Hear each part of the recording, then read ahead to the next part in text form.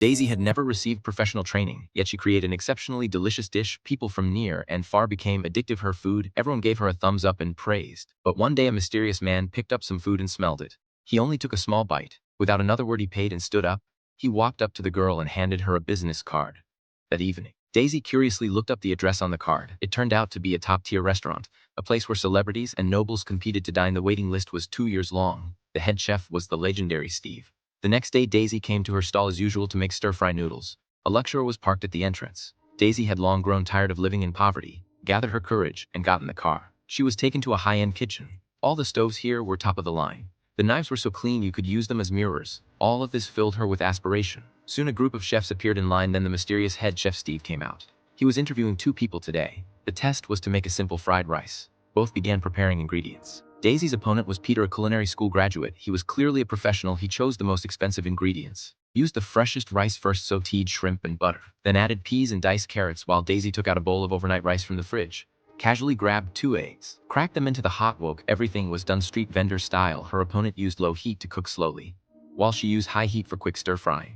Finally, 2 completely different fried rice dishes were done. One looked elegant and appetizing, the other looked ordinary. Then Steve picked up a spoon, glanced at Peter's fried rice, then turned to scoop a spoonful of Daisy's. He just smelled it and told Peter to go home. Peter was visibly dissatisfied, but Steve didn't bother to explain. Then he told Daisy's secret to better fried rice. "Is that bowl of overnight rice?" He asked Daisy why she wanted to work here.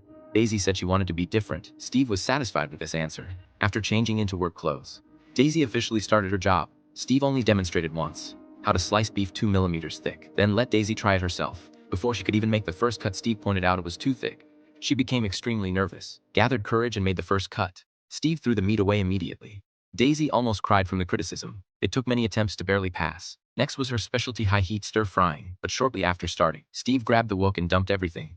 High-grade beef should melt in your mouth. The timing must be extremely precise. One wok after another was dumped. She was criticized again and again. Daisy's confidence was completely shattered. She cried from frustration, wanting nothing more than to leave. But if she left now, she would have to return to her small stall in the countryside. She resolutely returned to the kitchen. After many attempts, she quickly filled a bowl with stir-fried beef. Even though her hands were scalded, she didn't stop her movements. The next day, colleagues found that Daisy had practiced all night. She looked at Steve. Her eyes revealed determination. She turned on the gas and heated up the while the beef rolled in the wok. Her series of movements were smooth and fluid. Steve picked up the paper-thin beef in amazement. Taking a bite, the natural flavor of the beef was perfectly brought out. The lingering taste was unforgettable. Although Steve didn't say a word, there was no denying that she had succeeded.